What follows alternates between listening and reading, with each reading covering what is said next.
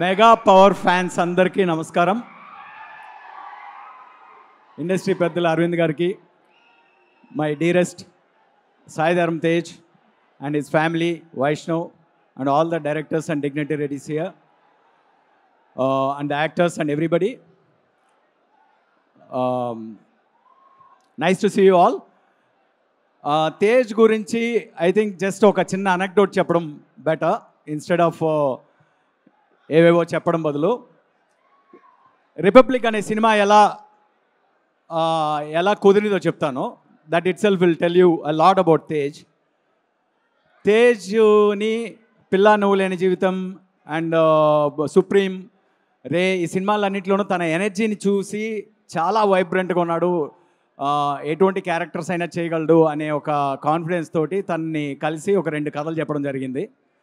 ఒకటి sports background and ఇంకోటి ఇంకొంచెం హెవీ, ఒక డబుల్ యాక్షన్ ఉన్న కథ.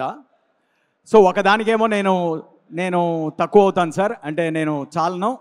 ఇంకోటేమో స్పోర్ట్స్ బ్యాక్గ్రౌండ్లో మళ్ళీ సినిమా చేస్తున్నాను ఆల్రెడీ, ఇంకేదైనా ఒక కథ ఉంటే చెప్పండి అన్నాడు.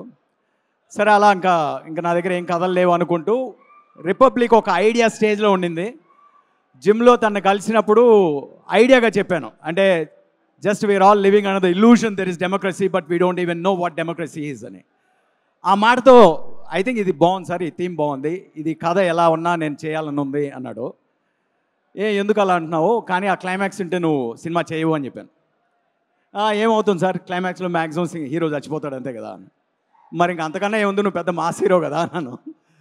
సో లేదు సార్, ఐడియా నచ్చింది, I want to travel with the story అని చెప్పి, తర్వాత కథ అంతా అయిన తర్వాత, సినిమా అయిపోయిన తర్వాత రిలీజ్ రోజును కూడా మాకు ఫోన్ చేసి చెప్పారు, ఆ లాస్ట్ 5 minutes హీరో డెత్ని తీసేయండి, మీ సినిమా ఇంకా కమర్షియల్గా ఎక్కువ చేస్తుంది అని.